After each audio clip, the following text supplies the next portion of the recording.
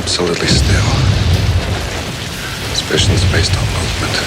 I've seen things you people wouldn't believe. Wait a minute. You ain't heard nothing yet. Sees things. The eyes, Chico. They never lie. Bonjour à toutes et à tous, bienvenue dans Colmat, l'émission cinéma des étudiants et étudiantes de l'école Louis Lumière, qui comble les trous dans votre emploi du temps en vous conseillant des films à aller voir en salle. C'est le 9e épisode de ce podcast que vous retrouverez plus ou moins toutes les 2 semaines, consacré au cinéma récent ou moins récent que l'on peut voir en salle. Aujourd'hui derrière les micros, Thibaut Noireau, et pour dire des bêtises dedans, Clément Colliot, Loïc Matos et notre invité du jour, Jules Cotier. Salut Jules. Salut. Tu es donc étudiant en 2e année à la Cinéfabrique en scénario et tu animes aussi l'émission Prisme avec Clément. Et oui, c'est enfin la réunion, le coup d'état du duo Prisme. La fusion, tout à fait. Une petite chaîne YouTube qu'on vous invite à checker. @Prisme Cinéma sur Instagram, bien sûr. On y fera référence à de multiples reprises, je pense, dans cet épisode. 17. Vous pouvez compter. Et donc, aujourd'hui, 5 films, et surtout une occasion toute particulière, déjà grâce à la présence tant attendue donc, de Jules Cotier à cette table, et surtout parce qu'il est enfin venu le jour béni, où dans Colmat, nous allons parler du plus grand cinéaste du monde, c'est-à-dire Michael Mann. Mais avant tout ça, 2 films d'actualité, le dernier film noir haut en couleur de Guillermo del Toro, Nightmare Alley, et le thriller journalistique et politique de Thierry de Peretti, Enquête sur un scandale d'État. Pour les films de rétrospective, on s'attaquera à la trilogie mythique du Parrain de Francis Ford Coppola, et en particulier au 3e film. On parlera du film choral au casting hors norme de Paul Thomas Anderson, Magnolia, avant enfin, donc, de retrouver Tom Cruise dans Collateral. Et on attaque tout de suite avec Nightmare Alley. Are you a true medium? Yes, I am. Mr. Carlyle, Doctor, how about that? please lay down. Can you read minds? Yes, I can. Après avoir reçu une reconnaissance internationale avec La Forme de l'eau, gagnant de nombreux prix dont l'Oscar du meilleur film il y a 4 ans, le Mexicain Guillermo del Toro nous retrouve avec le remake d'un film du même nom, d'Edmond Goulding, de 1947. En empruntant à la fois au film de monstres et au film noir, Nightmare Alley nous raconte l'ascension et la chute d'un forain mentaliste qui se laisse entraîner par sa quête de pouvoir. Clément, qu'est-ce que tu as pensé du film ? Eh bien, plutôt intéressé, même si j'ai évidemment des réserves à droite à gauche, mais j'aime assez l'ambition de Del Toro avec ce film. On sent qu'il a envie d'un peu de nous emmener dans une sorte de grande foire, de grande foire du cinéma. Donc c'est évidemment vrai pour la première partie, puisque le film est divisé en 2 parties, et la première partie se déroule intégralement justement dans une foire. Mais pour moi, il y a cette idée qui est au cœur de sa mise en scène, et c'est pour ça que c'est d'autant plus intéressant qu'il en fasse figurer directement le motif dans la première partie du film. Donc tout le film est tourné avec un grand angle qui va donc exagérer les perspectives et rendre tout encore plus énorme, d'autant plus qu'il y a beaucoup de contre-plongées et beaucoup de mouvements de caméra, ce qui donne un peu l'impression d'une sorte de regard enfantin sur tout ce monde et toutes les bassesses qu'il contient, puisqu'on a des arnaques, des numéros truqués, etc. Et un regard enfantin qui correspond un peu à l'idée qu'on se fait de l'enthousiasme qu'a Del Toro pour le cinéma, et notamment pour les monstres du cinéma et cet artisanat qui lui plaît tant. Et donc cette esthétique du conte, c'est déjà ce qui moi me plaisait le plus, je pense, dans La Forme de l'eau, et qui passait par un soin particulier à la direction artistique, la musique et la lumière. D'ailleurs, c'est le même chef opérateur pour Nightmare Alley qui est Dan Laustsen. Danois d'ailleurs. Qui est danois. Qui en fait un mec super stylé. Je te fais confiance. J'ai de l'antiracisme. Mais ce qui est intéressant, je trouve, avec Nightmare Alley par rapport à La Forme de l'eau, donc, c'est que ici le conte va s'avérer particulièrement cruel et désillusionné. Alors évidemment, dans un regard enfantin, il y a aussi une part de cruauté qui était déjà présente dans La Forme de l'eau, qui est un film qui se privait pas d'être assez violent par moments, assez cruel, mais disons qu'il y avait une sorte de... On était sauvé par le caractère enchanteur du conte. Là, Del Toro va vraiment essayer de nous montrer l'envers manipulateur, la face viciée du théâtre et de l'illusion, et la manipulation que cela peut induire. Donc ça va se sentir notamment dans la 2e partie du film, qui va mettre les pieds plus précisément dans le film noir, donc ce qui va rendre le film peut-être un peu plus prévisible et mécanique, mais surtout qui va appuyer l'espèce de pessimisme et de fatalisme qui va émailler le film et qui va l'amener jusqu'à une conclusion que je vais évidemment pas dévoiler, mais disons qu'il y a un constat qui est très amer sur la réalité du monde de l'illusion, si on peut dire. Et c'est intéressant parce qu'on peut aussi voir le film comme une forme de parallèle avec la carrière récente de Guillermo del Toro. Donc il a été évidemment auréolé du succès de La Forme de l'eau, il a eu Oscar du meilleur réalisateur et du meilleur film. Mais 2 ans après, entre-temps, Disney est passé par là et a racheté la Fox. Et donc là, on pourrait faire un peu un parallèle entre lui et on voit ce personnage dans le film qui est le geek, l'espèce de homme, mi-animaux soi-disant, qu'on victimise pour le bien de la foule et dont on exploite les talents à des fins pécuniaires. Est-ce que c'est quelque chose qui vous a un peu parlé pendant le film ? Tu vas peut-être un peu fort avec Guillermo del Toro, mais je comprends complètement le parallèle. Oui, il y a une sorte de questionnement sur, évidemment, qui est un parallèle cinématographique entre la magie et l'arrière de la magie. Et je ne sais pas si tu as évoqué le fait que le film n'est pas fantastique. En tout cas que c'est vrai qu'on... pendant tout le film, on a la sensation de s'approcher vers quelque chose de fantastique, parce que Forme de l'eau, par exemple, en était un. Moi, je ne connais pas très bien Guillermo del Toro, j'ai vu que ces 2 derniers-là. Et finalement, on est étonné au fil du film de ne jamais passer de l'autre côté du miroir, c'est-à-dire de ne jamais avoir touché à quelque chose de magique, alors que le film fait que de nous lancer des pistes, de nous rappeler que c'est dangereux, que le métier de magicien est dangereux, parce que on peut facilement croire que, en tout cas le personnage de Bradley Cooper pourra facilement croire qu'il est doté de pouvoirs magiques, alors on s'attend presque à ce que ça arrive, mais en fait, le vrai danger de la magie, c'est précisément de devenir fou plutôt. Et en fait, ça a des conséquences qui sont pas du tout fantastiques, ça a des conséquences très, très psychiatriques en fait, toute cette aventure, quoi. Ça a des conséquences en fait, plutôt de l'ordre psychotique, où ce personnage va se mettre à devenir dingue, quoi. D'autant plus avec cette scène vers la fin, où il y a cette apparition de la femme, qui est un peu une icône du fantastique, de cette sorte d'apparition, de la mariée ensanglantée qu'on retrouve. Et là, tout de suite, le gars fonce sur elle et la touche. Et dès qu'il y a cette sorte de toucher... Oui, ça brise instantanément, ça désacralise. Tu sais, ça me fait penser, j'y pense maintenant, mais au Prestige de Christopher Nolan. Oui, tout à fait, ouais. C'est-à-dire un film, si je repense à un film hollywoodien comme ça, qui s'intéresse à la question de l'illusion et comment le simple fait de faire croire à la magie instaure une sorte d'arrière-plan, de contre-réalité, qui est que derrière, il y a de la souffrance, de la douleur. Il y a toujours que l'entertainment, en fait, c'est toujours douloureux, quoi. C'est toujours derrière de la manipulation de masse et que ça a des conséquences déplorables sur le réel, quoi. Mais c'est là où je suis pas parfaitement d'accord avec toi, Clément, parce que j'ai pas l'impression que le grand angle nous présente une sorte de point de vue enfantin. Même si je vois ce que tu veux dire, moi j'ai plus l'impression que c'est, avant d'être une représentation de la personne qui regarde, c'est surtout une façon de montrer le monde comme une sorte de vaste cirque cruel pour tous les protagonistes qui vivent dedans, quoi. Moi, j'ai pas l'impression d'épouser un regard un peu naïf ou un peu même violent, comme tu le disais tout à l'heure, mais vraiment de voir tous ces personnages-là qui jouent tous à cette sorte de jeu d'argent, de manipulation, de pouvoir. Et même si, en effet, la caméra est souvent basse, en plus d'être en courte focale. On a beaucoup de plans qui mettent en valeur comme ça l'espace avec une contre-plongée assez faramineuse, notamment au début, avec la découverte de cet espace de la foire. Mais moi, j'ai quand même un problème assez majeur avec le film. Je ne sais pas si Jules partagera avec moi, mais Clément n'est pas d'accord, c'est les acteurs. Ah oui. Moi, je trouve que les acteurs sont vraiment, pour la majorité, à côté de la plaque. Et même si je trouve qu'il y en a quelques-uns qui sauvent un peu les meubles, comme Toni Collette ou Willem Dafoe. Bon, Willem Dafoe qui fait du Willem Dafoe, on va dire. Mais j'ai pas l'impression que Del Toro, il est vraiment... il soit vraiment dans la profondeur du jeu de l'acteur. Moi, j'ai l'impression qu'il a vraiment une idée absolument précise de ce qu'il imagine visuellement, de ce qu'il veut faire, de l'image que les acteurs vont donner, mais pas de l'âme que les acteurs doivent poursuivre. Et Bradley Cooper, dans le film, moi, je le trouve vraiment pas crédible ou convaincant pour un sou. Et il y a beaucoup de séquences où il devrait être un peu...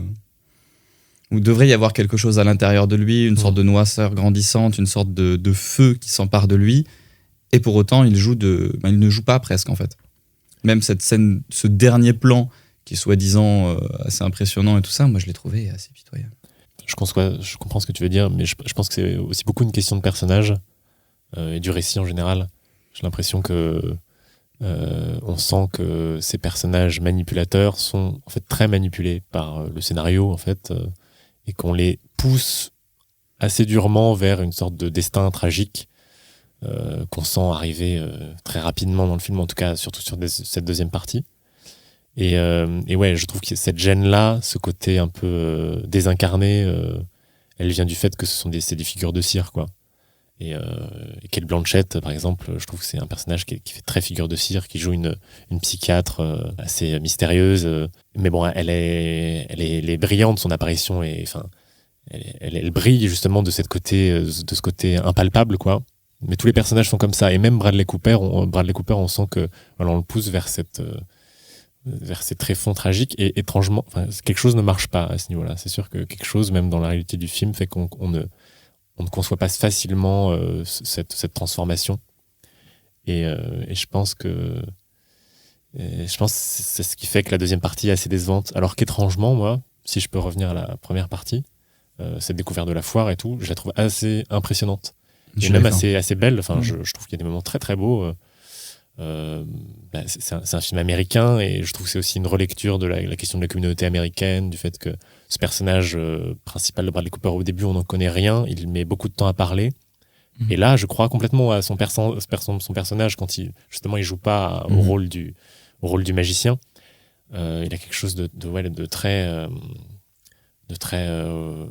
anonyme, quoi, et on découvre cet endroit, et là la courte focale a vraiment un côté je sais pas si c'est enfantin, mais en tout cas un rapport de découverte assez ouvert, quoi, cet endroit rempli de magie, ou en tout cas de personnages intéressants, de personnalités, puis où il se joue toute une histoire d'amour, quoi.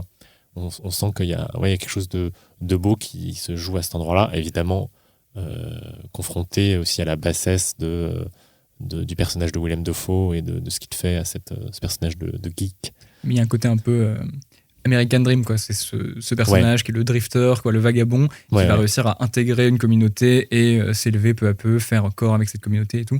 Sauf que là, justement, le film va venir un peu montrer l'envers vicié, quoi, de tout ça. C'est assez difficile de reprocher à Guillermo del Toro d'avoir autant mis en avant ses fils rouges et ses ficelles de scénario, parce qu'en même temps, c'est aussi la nature du film noir. Oui. Et il s'est retrouvé un peu dans une position compliquée, parce que même en interview, il a dit que c'était volontaire, que de montrer aussi visiblement et frontalement les ficelles. Et du coup, le film se prend un peu les pieds dans le plat en essayant à la fois de les montrer suffisamment pour suivre la structure de son genre dans lequel il s'inscrit, mais en même temps sans arriver à convaincre à la Billy Wilder, ou arriver à créer des personnages, comme tu le disais, suffisamment vivants, quoi. Moi, je pense que c'est dû à... J'ai une théorie là-dessus. Je pense que c'est dû simplement au fait que c'est un film de 2022, en fait. Que tout simplement, c'est pas un projet de film noir, c'est un projet d'exploration depuis aujourd'hui du film noir. Postmoderne. Exactement. Pour moi, Del Toro, il s'inscrit complètement dans le postmodernisme. Et dans ce qu'il peut y avoir de beau aussi. Moi, il m'a fait penser dans cette première partie à Spielberg, par ses mouvements de caméra assez impressionnants, et aussi par cette capacité qu'il a quand même, dans cette première partie, de nous faire croire à l'existence de ces corps, quoi. Il fait vraiment confiance au corps de ses acteurs, quoi. Il sent qu'ils sont vraiment là, et il arrive à nous faire sentir qu'ils sont là, quoi. Moi, j'y crois au bout d'un moment, ce qui est pas toujours le cas dans les films hollywoodiens actuels. Et je te vois toucher tes doigts comme ça pour montrer la sensation, la matière. Moi, j'ai vraiment l'impression que c'est ça la plus grande réussite du film. C'est vraiment toute cette matière, tous ces liquides, cette sueur, cette eau, cette neige, cette pluie, cette boue, tout ça, on le ressent viscéralement, quoi. Il y a vraiment une question de ressentir, il y a la tangibilité du film qui est vraiment là. Ouais. Ça, c'est central dans la tentative postmoderne, en tout cas... postmoderne, pour résumer un peu, le mot est un peu universitaire, mais c'est juste pour dire que le réalisateur essaie tout simplement de rejouer de rejouer d'anciens thèmes, d'anciens films, de réintégrer des décors qui ont été les décors d'autres films. Et là, c'est ça qui se joue, mais évidemment en couleur, comme tu disais, avec un écran plus large et avec une précision numérique qui fait que c'est difficile de concevoir qu'il y a de l'ombre et de la lumière, ou de concevoir qu'il y a des zones cachées. En fait, cette précision numérique tue un petit peu, je trouve, la potentielle ambiguïté de certaines scènes, quoi. Il y a quelque chose de très dur, quoi. On sent qu'il a du mal, en fait, à nous faire croire à Il y a un ce côté monde étrange. Tour de magie qui ne prend pas, quoi, quelque part. C'est un peu ça l'idée, ouais. Mais c'est pour ça que j'aurais presque tendance à qualifier le film pas de postmodernisme, mais plutôt de classique. Qu'il essaye de réexplorer des thèmes d'époque, mais sans pour autant essayer d'apporter une nouvelle chose par-dessus, quoi. Le postmodernisme, en général, ça essaye un peu de détruire les trucs de l'époque pour reconstruire dessus, à la Tarantino, je vais dire. Et là, j'ai vraiment l'impression qu'il n'essaye pas d'emmener plus loin, à part, comme tu le dis, avec les contraintes qui lui sont imposées naturellement par son temps, qui sont le numérique. D'une certaine façon, le film s'embarrasse un peu de ce programme postmoderne, quoi. J'ai l'impression que Del Toro, il a envie de ficeler un scénario qui soit riche de couches, on va dire, et ce qui l'oblige à se reposer sur des archétypes ou des sensations déjà vues. Par exemple, j'ai l'impression que le personnage de Cate Blanchett est typiquement, on va dire, le symptôme, quoi, de cette espèce d'idée que on va devoir se tenir au programme du film noir, quoi. Oui, il faut une femme fatale, qui est une femme fatale remodernisée, je pense. C'est pas la même femme fatale que les films des années 50, mais d'ailleurs, le film, on l'a pas dit, mais s'inspire d'un bouquin qui a été déjà adapté en film en 1947. C'était dans mon intro. Ah, excuse-moi. Il a dit remake du film. Exactement, oui, carrément. Mais c'est potentiellement justement ce remake-là. Ouais. Et ça joue complètement. Je trouve que la deuxième problématique à ce scénario programmatique un petit peu, c'est que du coup, comme on disait, on croit pas du tout à cette folie, en fait. Cette folie devient complètement mécanique. Sur cette deuxième partie, ça se sent beaucoup, quoi. Et, ce qui est compliqué parce que naturellement, la folie, c'est quelque chose qui ne peut pas être mécanisé, quoi. Oui, exactement. C'est déjà quelque chose de très, très dur à montrer. Et puis, et forcément, ça passe par un scénario mécanique, quoi. C'est forcément la folie, c'est quelque chose de très dur à montrer, surtout quand le personnage principal en est l'objet. Et j'ai l'impression qu'en plus de ça, il y a non seulement du coup cette psychiatrisation un peu du personnage principal, un petit peu aussi de tout l'univers symbolique de l'inconscient, etc. Ça, c'est évident. D'ailleurs, le fait que ce soit un magicien qui rencontre une psychiatre, c'est évidemment, même dans le texte du film, quoi, c'est montré. Mais à la fois, le scénario psychiatrise le personnage, et en même temps, je trouve que c'est finalement, au bout du compte, quand je vois cette dernière image, un scénario très moralisateur, étonnamment, quoi. Cette histoire, du coup, d'un homme qui fait du mal et qui, du coup, en est la propre victime. Et c'est assez dommage, quoi. On a l'impression de nager dans des eaux un peu troubles au début, et finalement, le film s'en sort assez blanchi, quoi. Je pense que c'est ça, peut-être, ma principale réserve avec le film, et qui, pour le coup, est là où il rate, on va dire, ce qui faisait aussi le sel du film noir. Alors, sans parler peut-être de folie, c'est cette question de l'ambiguïté, en tout cas, ou du doute. Ouais. Et je trouve qu'il y a plusieurs moments dans le film où il lance des pistes auxquelles il ne va pas se tenir. Il y en a qui sont plus ou moins anecdotiques, notamment il y a toute cette idée de la culpabilité qui est exprimée dès le tout début du film et qui est redoublée par un événement qui se passe à la fin de la première partie et qui en fait n'est pas vraiment le thème de la suite. Il y a toute cette piste que tu viens d'évoquer, l'espèce d'idée assez excitante, quoi, de la psy qui propose au médium de se confronter à plusieurs séances d'analyse et essayer de voir un peu qui gagne à ce petit jeu de manipulation. En fait, il y a une seule scène et après c'est évacué. Et le principal, c'est ce qui aurait pu être la source, quoi, d'ambiguïté extrêmement riche.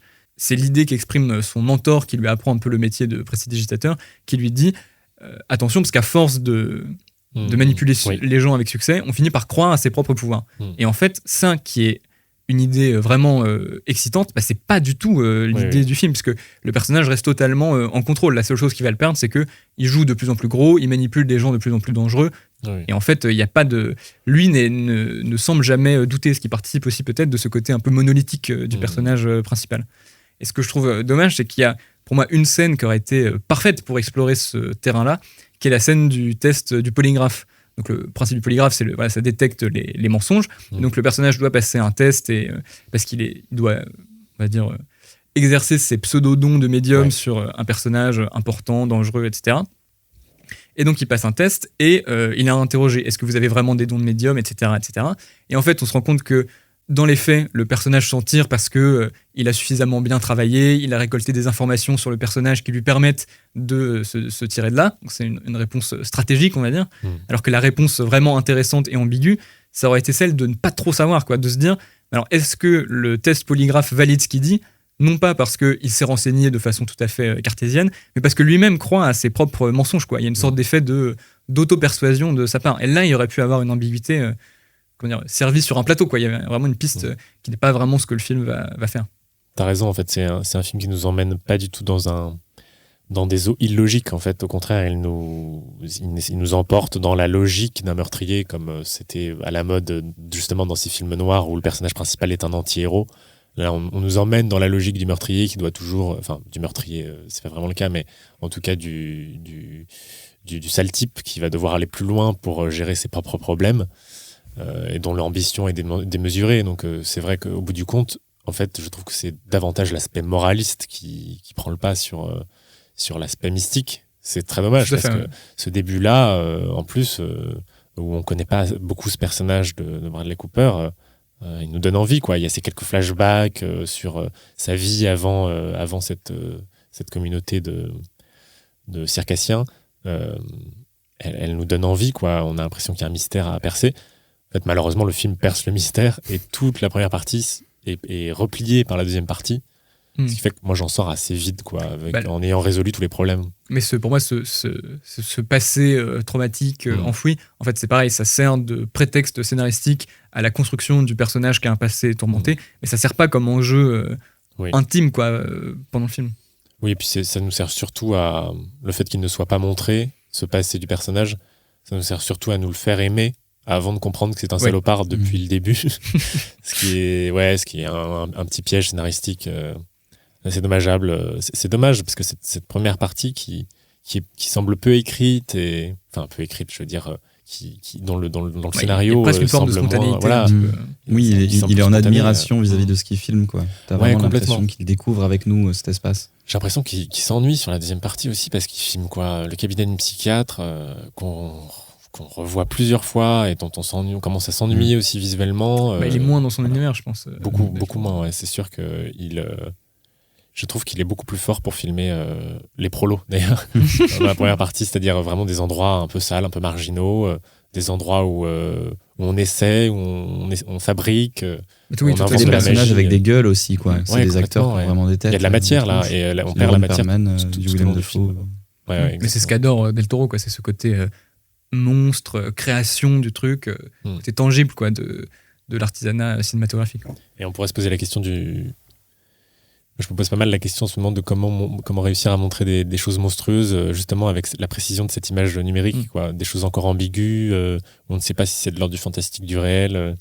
C'était quelque chose qui m'avait un peu perturbé dans La forme de l'eau déjà. Et puis il y avait aussi ce film, vous savez, sur Pinocchio de Matteo Garonne, j'y repense souvent, qui se posait beaucoup plus consciemment, je crois, cette question-là, de savoir si les effets spéciaux numériques étaient capables de recréer une sorte de réalité trouble, de nouveaux genres de fantômes, enfin pas de fantômes, mais de Freaks, quoi. D'ailleurs, on voit évidemment la référence aussi au fameux film Freaks et à son univers très, très étrange et qui nous confusionne. Yes. Est-ce qu'on passerait pas au film suivant ? Le film suivant, tu veux dire Enquête sur un scandale d'État ? C'est parti. Qui pourrait croire un instant que la police française importe elle-même des dizaines de tonnes de drogue sur le territoire ? On est ni dans de la corruption, ni dans une bavure personnelle. On est au-delà du scandale. On est vraiment sur une affaire d'État. Si on sort quelque chose de cet ordre-là, il faut savoir qu'en face, ça va secouer. Après Les Apaches et Une vie violente, Thierry de Peretti s'inspire de l'affaire François Thierry, qui avait secoué le monde politico-médiatique à partir d'octobre 2015. Dans la foulée de la découverte de plusieurs tonnes de cannabis en plein Paris, l'ancien agent infiltré Hubert Antoine devient source anonyme du journaliste de Libération Stéphane Vilnier pour dénoncer les agissements du haut fonctionnaire de la brigade de lutte contre le trafic de stupéfiants, Jacques Billard, qui participerait activement à l'importation de drogue sur le territoire français. Des révélations qui donneront lieu à une célèbre une du journal Libération qui donne son nom au film, Enquête sur un scandale d'État, où Roche Dizem, Pio Marmaille et Vincent Lindon explorent les arcanes de la corruption du pouvoir et les dédales journalistiques de la quête d'information. Petit coup de cœur, Loïc ? Même énorme coup de cœur, c'est un film, j'ai pas encore fini de l'appréhender, quoi. Je l'ai vu il y a une semaine, et il continue à grandir en moi, il continue à maturer en moi, il me hante, ce film. J'ai l'impression que il s'oppose qu'il a comme projet de s'opposer à la narration hollywoodienne et plutôt classique, et notamment au film Les Hommes du Président de Alan Pakula. Là, on fait face à un film qui est profondément sombre et déprimant, parce qu'il nous met face à la vacuité des choses et de l'effort journalistique. C'est une énergie colossale qui est dépensée pour pas grand-chose, pour révéler un soi-disant scandale qui n'intéresse quasiment personne et ne change rien. Et je l'oppose aux Hommes des Présidents parce que j'ai l'impression qu'en fait le film nous dit aujourd'hui un scandale comme celui du Watergate, 50 ans après, il intéresserait plus grand monde. On passerait rapidement à autre chose. Aujourd'hui, tous les politiciens du monde ont plein de casseroles au cul et pourtant ils continuent d'exercer le pouvoir, ils continuent de rester là et même c'est devenu normal, quoi. Pour moi, il y a une scène du film qui est vraiment la clé du propos de Thierry de Peretti. Et c'est là que tu te trompes légèrement, Clément, quand tu donnes la source du titre du film, parce que il y a une scène dans le film qui montre le moment où ils réfléchissent au titre de la une de Libé, et que au début, ils choisissent comme titre Enquête sur un scandale d'État, qui est donc aussi le titre du film, et ils vont lui préférer Révélation sur un scandale d'État. Pourtant, le titre du film fait demi-tour, recule et rechoisit le mot enquête. Pourquoi ? Parce que justement, il nous montre que finalement, c'est pas vraiment une révélation, c'est pas un grand moment, c'est pas un grand changement de paradigme qui va s'opérer. La seule chose qui nous intéresse, c'est l'enquête. Et qu'est-ce que cette enquête ? C'est du vide pour le vide. À plusieurs reprises dans le film, on nous montre des AG au journal Libération, où il y a des discussions entre les différents journalistes qui parlent de cette enquête, donc de comment est-ce qu'ils vont l'afficher dans le journal Libération, etc. Et à la fin du film, on nous remontre une scène identique, mais où maintenant, ils sont vraiment passés à autre chose, quoi. Cet article n'intéresse plus, il est venu, il est passé, on est passé à autre chose. Et maintenant, ce que nous raconte le film, c'est que c'est le cas de toutes les enquêtes et tous les scandales, en fait. C'est vraiment, ça arrive, c'est beaucoup d'énergie. Le journaliste donne tout ce qu'il peut, mais finalement, ça n'intéresse pas grand monde. Et le dispositif du film même nous raconte ça, parce qu'en restant toujours à distance avec une majorité de plans larges, ou même le mixage du film fait appel à une sorte de distance d'écoute, c'est-à-dire qu'on est tout le temps positionné loin des personnages et qu'on doit nous-mêmes tendre l'oreille pour essayer de saisir les bribes de dialogue, forcément on rate des informations, on en trouve d'autres et on a l'impression de nous-mêmes mener une enquête où on essaye de comprendre ce que le film nous raconte. On essaye de rattacher les wagons, de comprendre exactement les enjeux et qu'est-ce qu'il se passe dans cette enquête. Et à la fin du film, on comprend que tout ça, comme journaliste, on l'a un peu fait pour rien, quoi. Parce que cette enquête, elle est pas très intéressante. Le soi-disant indique de la police qui nous aide, c'est prouvé qu'il a menti à plusieurs reprises, ou en tout cas c'est prouvé par le parquet qu'une partie de ces révélations sont fausses. Et notre effort de spectateur devient donc celui du journaliste, qui est un effort qui est de l'énergie dépensée dans le vide, bonne à ne faire que du surplace.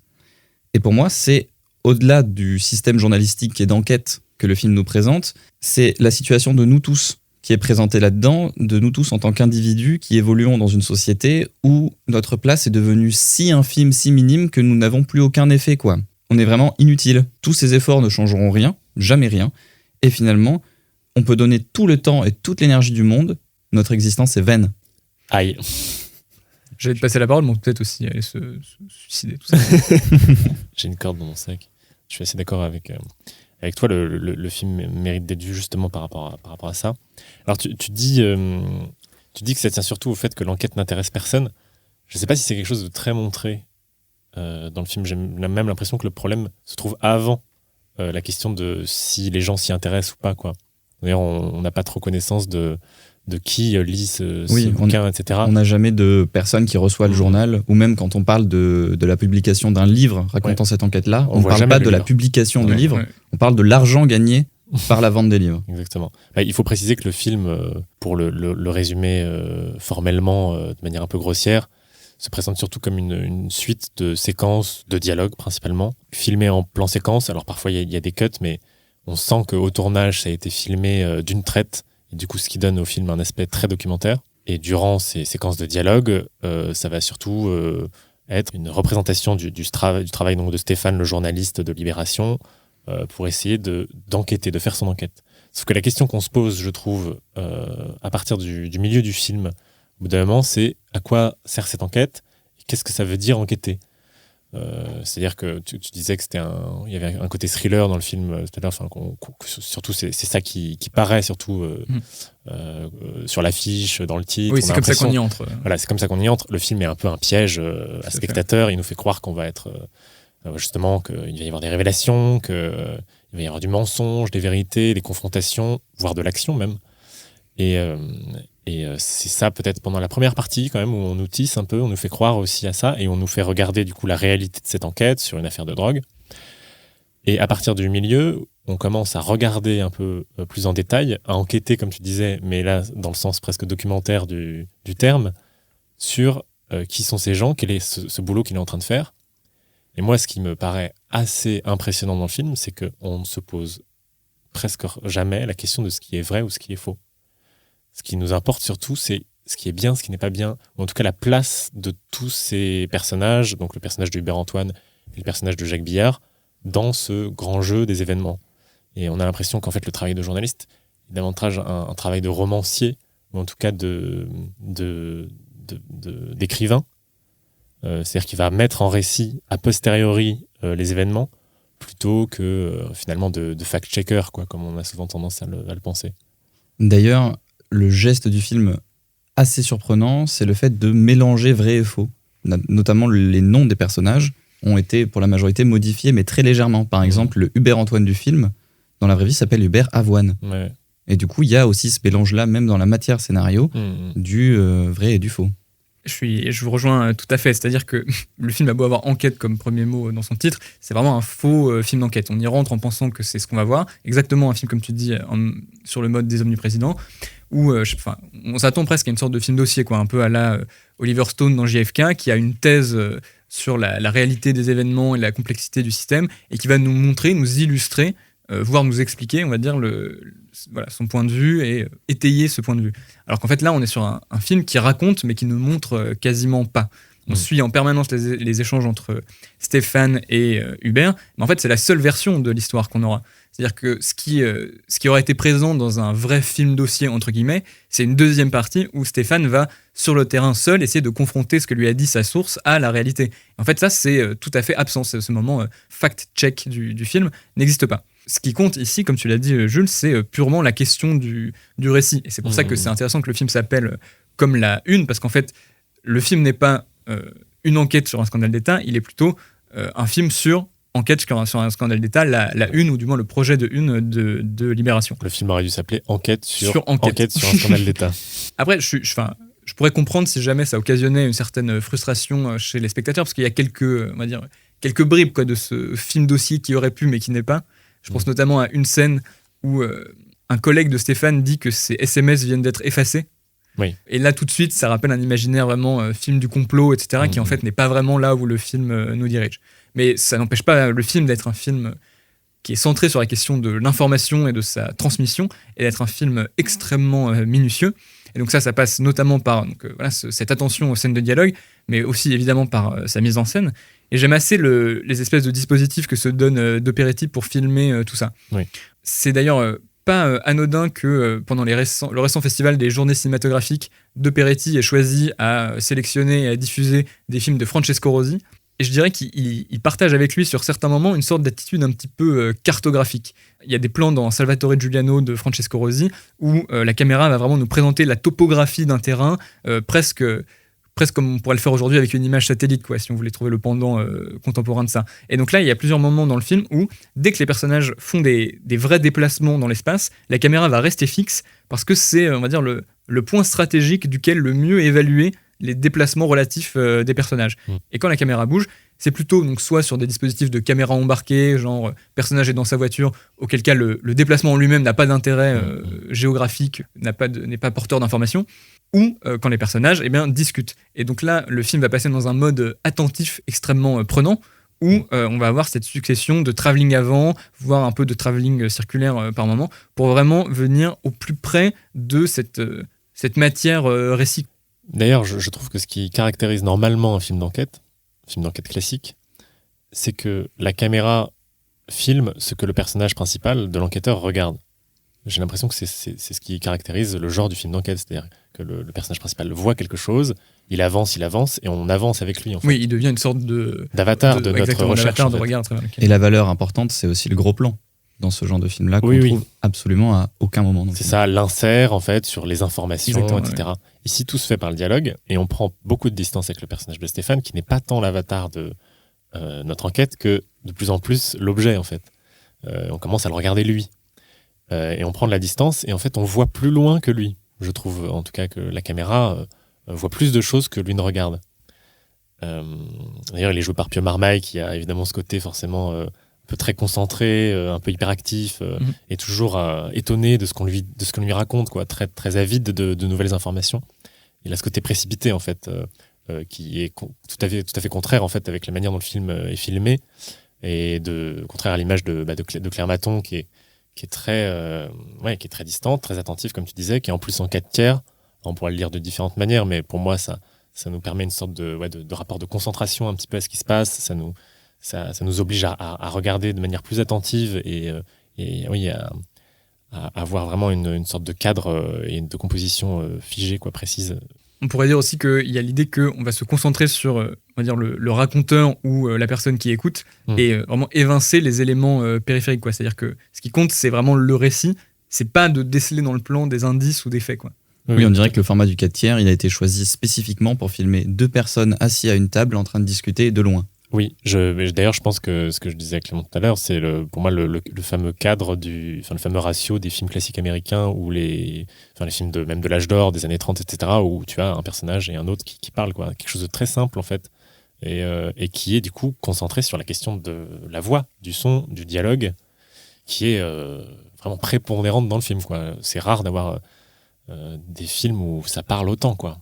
Il y a presque des moments où moi je fais des indigestions et j'ai l'impression qu'au fil du film, au début on écoute attentivement ce qui se passe, mais même notre point d'écoute commence à différer, en fait. Même notre point d'écoute commence à ne plus être sur ce qu'ils disent, mais sur leur voix, sur leurs intonations, leur manière d'être, en fait. Et au bout d'un moment, le film réussit à nous faire décrocher de ce qu'il nous fait dire et de ce qu'il nous raconte, et juste de nous donner envie de regarder, quoi, de contempler.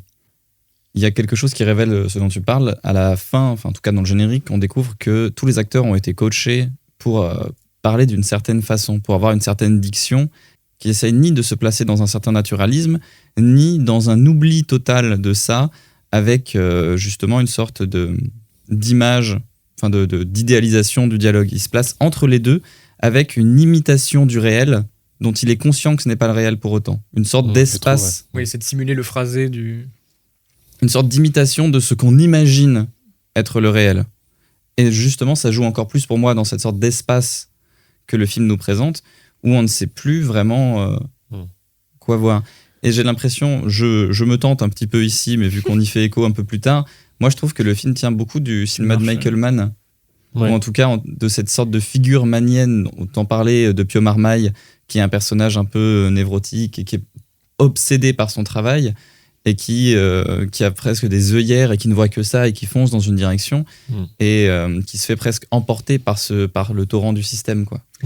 Je comprends ce qui te fait penser à Mann, ce côté essayer d'être en prise avec le réel, et aussi cette fascination pour le motif océanique qui émaille Enquête sur un scandale d'État de façon assez magnifique. On y reviendra peut-être, mais je dirais que peut-être la différence, et c'est aussi quelque chose que je trouve très intéressant dans Enquête, c'est l'idée que les films de Mann sont vraiment des films d'action, des purs films de combat, quoi, entre guillemets, entre individus et le système rapide dans lequel il essaie encore de faire corps. Et en fait, dans Enquête, c'est pas du tout un film d'action, en fait, c'est presque un film de post-action, c'est-à-dire que les actions ont eu lieu et elles ont disparu. C'est assez intéressant, ce côté. Il y a toute une scène dans le film où ils essaient de retourner sur les traces du petit prologue qu'on a, où on voit Roche Dizem et des trafiquants de drogue.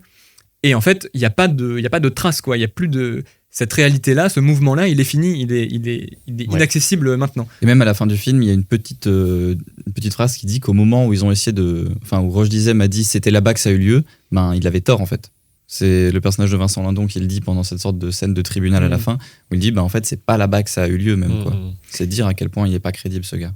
En fait, contrairement, je dirais, du coup, aux films de Mann qui sont des films d'action, là c'est vraiment un film de récit, on va dire, a posteriori, quoi, de vraiment d'essayer de une fois que la complexité du réel s'est déchaînée, essayer de réussir à le rationaliser, à essayer de, entre guillemets, se rassurer après un combat qui est presque déjà perdu. C'est pour ça qu'on en parlait tout à l'heure, avec cette idée qu'ils vont écrire un livre et faire des unes de journaux, mais que rien ne change. On a l'impression qu'ils construisent des sortes un peu d'artefacts pour essayer d'accuser le coup de ce réel qui est un petit peu opaque. Et en fait, d'ailleurs, donc ce livre, je crois même pas qu'on le voit finalisé, on voit pas sa commercialisation, on n'en sait pas les conséquences, on a l'impression qu'elles sont nulles. Je trouve que le prologue du film est aussi à ce titre-là vraiment passionnant. On commence sur Roche Dizem qui est dans une maison. On comprendra plus tard dans le film qu'en fait il attendait d'avoir des informations sur une arrivée de drogue. Et en fait, lui il est là, il explore, la caméra détaille de façon extrêmement précise ses déplacements dans la villa, dans le jardin, etc. Et en fait, ce qui est criant, c'est la question de l'absence, quoi. En fait, il n'y a pas de fait, il n'y a pas d'information. On a du mal à ce moment-là du film à savoir si on est avant l'action ou après l'action, et tout a déjà eu lieu. Ouais. Et il y a un côté comme ça, presque chimérique, quoi, du réel dans le film. Comme si tout s'était déjà échappé et qu'on essaye de reconstruire un récit pour se rassurer. Évidemment, mais je pense que la force, ce qui fait peut-être que le film nous reste en tête, etc., c'est je pense qu'il propose quelque chose de philosophiquement assez complexe, qui est que le réel est insaisissable, qu'il y a toute cette forme dans le film du slalom ou du zigzag, en fait, des voitures notamment qui se perdent dans la nuit, c'est d'ailleurs le dernier plan. Toute cette figure du zigzag, pour moi, nous permet de comprendre un petit peu à quel réel il nous confronte, quoi. C'est un réel vraiment qui... À un moment aussi, le personnage parle de l'anguille, et il dit que Jacques Bière, c'est une anguille, et je trouve que le film ressemble beaucoup à ça, quoi. C'est-à-dire que c'est vraiment des personnages qui essaient d'attraper le réel, d'attraper quelque chose du réel, mais ils arrivent trop tard, avec pas assez d'informations, et ils sont pas en prise avec le monde en cours, comme les personnages de Michael Mann. Je trouve que la comparaison est tout à fait intéressante. Et même, je pense que le film peut-être se met à douter de l'existence d'un tel endroit, tu vois, d'un endroit où on peut être vraiment en prise avec le monde politique tel qu'il avance. Moi, à la fin, je me demande vraiment si il existe, comme il existe toujours dans ces genres de films d'enquête, un envers du décor, tu vois, un véritable endroit où il se passe un complot, tu vois. Le moment de la révélation, quoi. Exactement. Comme dans le Guillermo del Toro, il n'y a pas d'envers du miroir, là, il n'y a pas d'envers de l'enquête, quoi. On se met à la fantasmer à travers leur dialogue, à la construire, la déconstruire à chaque fois, et elle est toujours en fusion, cette idée de zone politique, enfin de zone cachée, quoi. Mais finalement, on la découvre pas, on nous révèle rien, et on reste les deux pieds dans ce réel boueux, quoi, et assez difficile à cerner. Ce qui est assez génial, c'est que c'est pas seulement les personnages qui sont dans cette idée-là, c'est même le film lui-même, quoi, qui devient un espace où, comme tu le dis, on passe notre temps à attendre des révélations, une sorte de climax, même au tribunal en plus, qui est un peu l'espace de la révélation. Et pourtant, là où on peut imaginer construire une sorte de figure du grand méchant de Vincent Lindon qu'il faut absolument évincer, le dernier dialogue qu'on a avec lui, c'est les journalistes de Libé qui viennent s'excuser auprès de lui. Ouais. J'aime beaucoup il y a tout un moment dans le film où, donc, comme je disais, Hubert Antoine, donc la source, amène Stéphane sur le lieu du prologue du film avec une équipe type 50 Minutes Inside, je ne sais plus quel programme c'est, mais voilà. Et il y a un moment où il cherche dans quelle villa les choses ont lieu et il longe la plage et il y a l'océan qui occupe une partie de la moitié droite du cadre et la villa qui est à gauche vers laquelle il se tourne pour essayer de reconstituer les événements. C'est une image avec une très grande profondeur de champ en plus qui nous permet vraiment de saisir toute la matière de l'océan, etc. Il y a un côté... en fait, on est sur le rivage d'un mouvement inaccessible, quoi. Il se tourne du mauvais côté, quoi, presque. Ouais. Et tu te rappelles ce qu'il dit à ce moment-là, d'ailleurs? Il dit elle est là, j'ai failli croire qu'elle n'a jamais existé. Ce qui est quand même terrible, quoi, comme petite phrase. Je trouve que c'est assez représentatif de ce qu'essaie de faire le film, c'est-à-dire que en fait, les faits, c'est toujours de l'histoire, en fait. C'est toujours recomposer quelque chose. Que le passé, évidemment, par définition, passe, mais que c'est toujours de l'ordre de l'impossible d'essayer de comprendre quelque chose qui vient de se passer, quoi. Il n'y a que le temps présent auquel on peut avoir confiance, quoi. Le temps présent de l'image, le temps présent du dialogue. Mais ce qui est dit, reconstitué, c'est de recomposer le passé, ce serait de l'ordre d'une prouesse, quoi. Est-ce qu'il serait pas grand temps de passer au film de rétrospective ? Bah, c'est le temps de recomposer le passé, justement. On va essayer de Oh. faire ça. Bah moi, écoutez, en toute modestie, je vous propose d'aller revoir la trilogie du Parrain de Francis Ford Coppola. We've sold the casinos. We have no interest in anything illegitimate. The church owns the Lodge Corporation, worth $6 billion. Don Corleone, this deal can make you one of the richest men in the world. Oui, en fait, le premier ressort, puisque ça fait 50 ans qu'il est sorti, en 1972, et ils en profitent. Alors, je crois que ça se passe dans les Gaumont-Pâté, mais aussi à la Filmothèque du Quartier Ouais, à partir Latin. du 23 mars. À partir du 23 mars.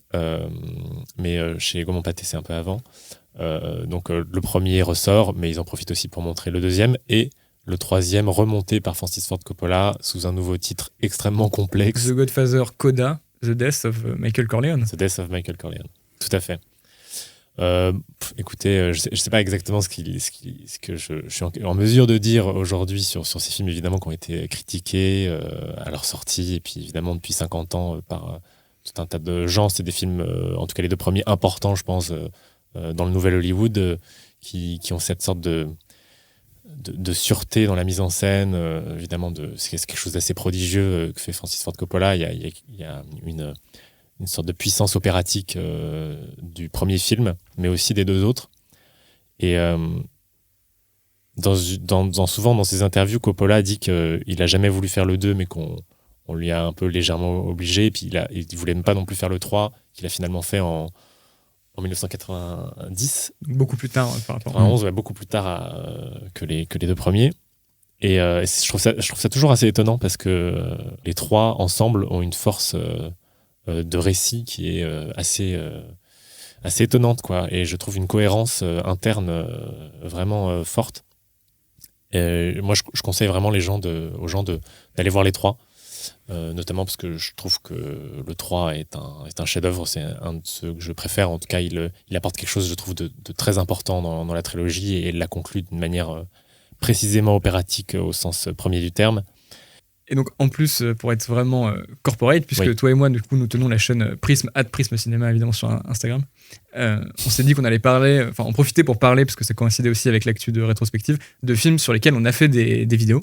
Donc, toi, tu avais travaillé sur un épisode qui parlait du Parrain 3. Oui, je parlais dans cet épisode de la manière dont Coppola racontait en fait cette histoire de mafia d'une manière assez précise. Il raconte que cette mafia a toujours un arrière-plan qui est évidemment celui des affaires crasses, et un avant-plan, enfin un endroit de lumière qui est celui de la famille, des bonnes intentions, et que ça se trouve toujours dans ces films. Le premier plan de l'Amérique et l'arrière-plan de la Sicile, le premier plan des scènes d'introduction avec les fêtes, et l'arrière-plan de la maison sombre et des affaires un peu diaboliques, quoi. Et que dans le troisième, il y a une sorte de volonté du personnage de Michael Corleone de se défaire de ces chaînes-là, de mélanger en fait l'arrière-plan et le premier plan, mélanger famille et mafia. Et c'est une sorte de rêve qui parcourt en fait les trois films, qui est déjà le rêve de Vito Corleone quand on revoit le premier, qui est quelque chose d'assez finalement assez poétique, qui est de l'ordre de l'absolution, quoi. Que ces mafieux ont toujours envie de s'absoudre de leurs propres fautes, mais ils ont finalement toute une généalogie de la violence qui les retient, quoi. Et voilà, un film d'ailleurs qu'on pourrait complètement mettre en parallèle avec L'Impasse de Brian De Palma, où Al Pacino joue aussi un de ces genres de rôles d'un mafieux qui n'arrive pas à sortir de sa condition de mafieux. Et je trouve que c'est un des plus passionnants, et puis un de ceux qui m'émeut le plus, moi. Eh bien, merci beaucoup, Jules. On va se rapprocher plutôt du Parrain 3 chronologiquement, puisque tu nous parlais, Loïc, de Magnolia, de Paul Thomas Anderson. And this will all make sense in the end. Life is getting shorter. I can't bring myself to set the scene, even when it's approaching torture. I've got my routine. En 1999, Paul Thomas Anderson n'est pas encore le cinéaste de génie qu'on connaît aujourd'hui. Après 2 très bons films, Hard Eight et Boogie Nights, il décide de nous proposer un film à l'échelle démentielle. 3 heures, 9 protagonistes, un tourbillon d'émotions, un vrai film fleuve dont l'énergie inarrêtable emporte à la fois ses personnages à l'abandon et les spectateurs. Il emprunte de deux grosses références qui sont assez évidentes quand on regarde le film, qui sont celles de Scorsese et de Robert Altman. Altman, d'un côté, par ses films choraux, comme Shortcuts notamment, et cette intention de montrer la même facette d'un problème chez plein de personnages différents. Et Scorsese, dont l'énergie et les mouvements de caméra vont influer le cinéma de Paul Thomas Anderson, mais vont commencer petit à petit à disparaître après justement Magnolia, pour arriver à une sorte d'abandon total de cette vivacité dans Phantom Thread. Et un petit retour dans Licorice Pizza. Exactement, dont on a parlé dans l'épisode précédent.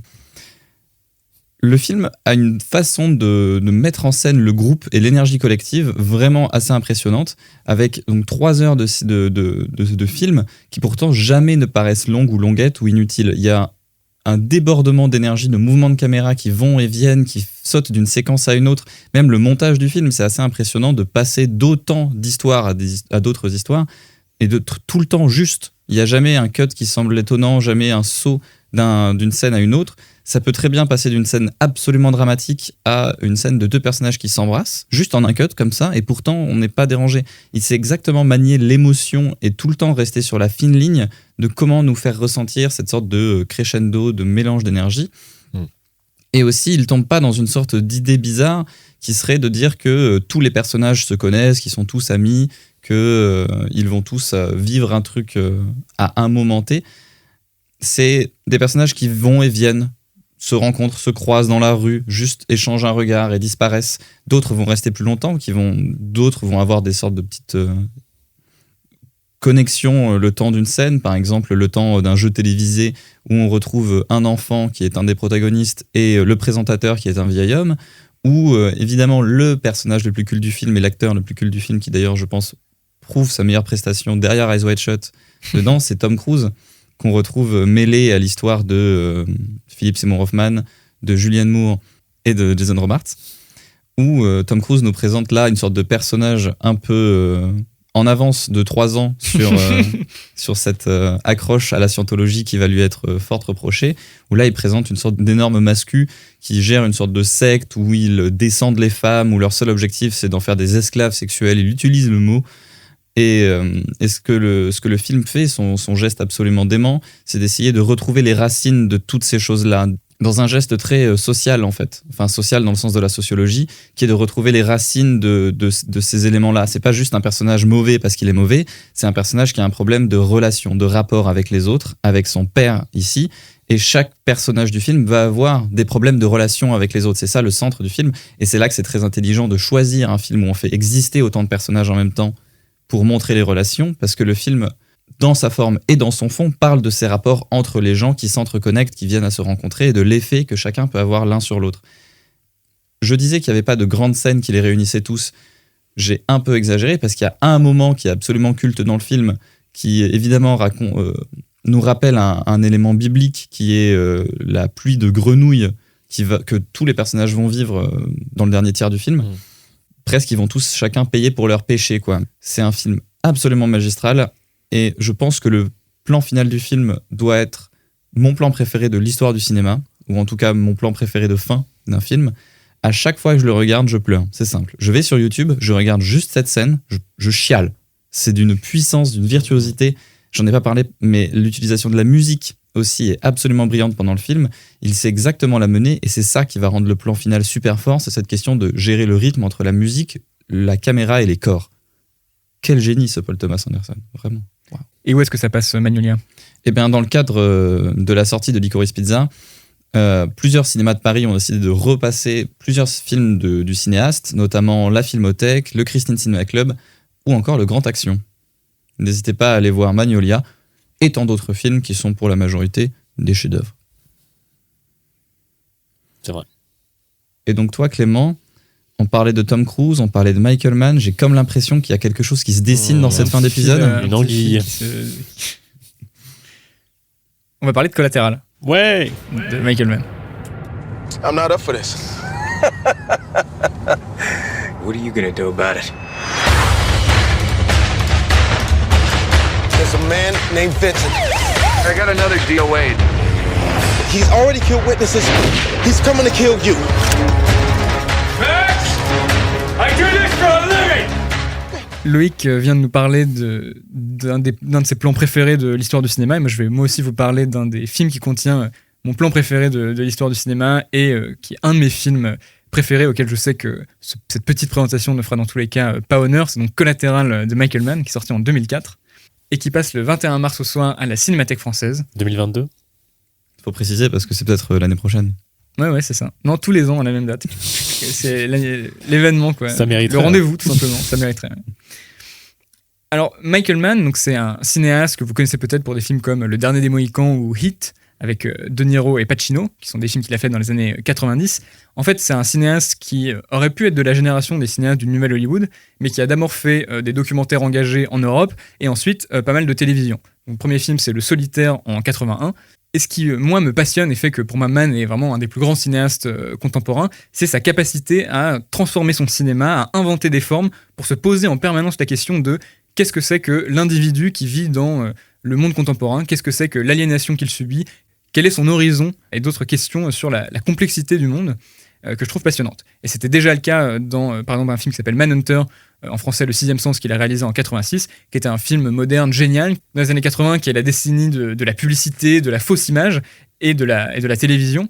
Et donc c'est une recherche qui va se poursuivre tout au long de sa carrière et qui va un peu se radicaliser au tournant des années 2000. Ça commence avec Révélation en 99 et ça va s'accentuer avec son travail précurseur sur le cinéma numérique. Donc dès Ali, qui est sorti en 2001, il va utiliser des caméras numériques HD dans des films grand public, on va dire. Ce sera une transformation achevée avec Miami Vice en 2006. Et entre deux, il y a le film, on va dire, un peu pivot de cette période, qui est donc Collateral, qui est tourné moitié-moitié numérique et argentique. Collateral, ça raconte l'histoire de deux personnages. Le premier, c'est Max, qui est joué par Jamie Foxx et qui est chauffeur de taxi à Los Angeles. Et le deuxième, c'est Vincent, qui est donc joué par Tom Cruise.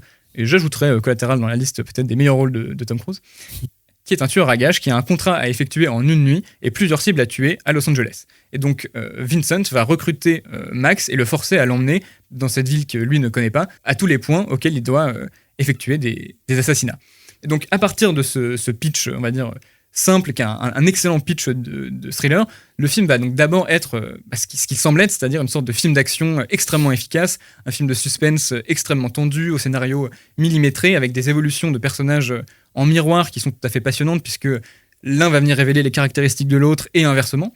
Vincent va permettre à Max de sortir de l'aliénation de son métier de chauffeur de taxi qu'il fait comme job alimentaire depuis 12 ans, et Max, en retour, va venir révéler à Vincent sa propre condition.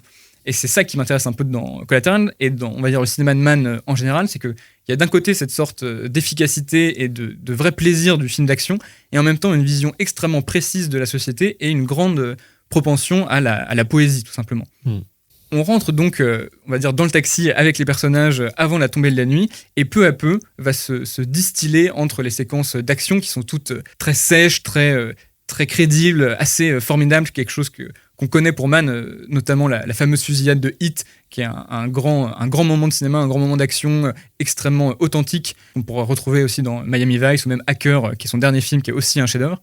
Entre ces moments d'action, Mann va glisser doucement vers une sorte de questionnement existentiel des personnages. Cette ville, Los Angeles nocturne, va prendre une dimension tout à fait nouvelle grâce à l'usage des caméras numériques qui sont donc plus sensibles et qui vont permettre à Mann, pour le paraphraser, de capter la couleur abricot de la nuit à Los Angeles.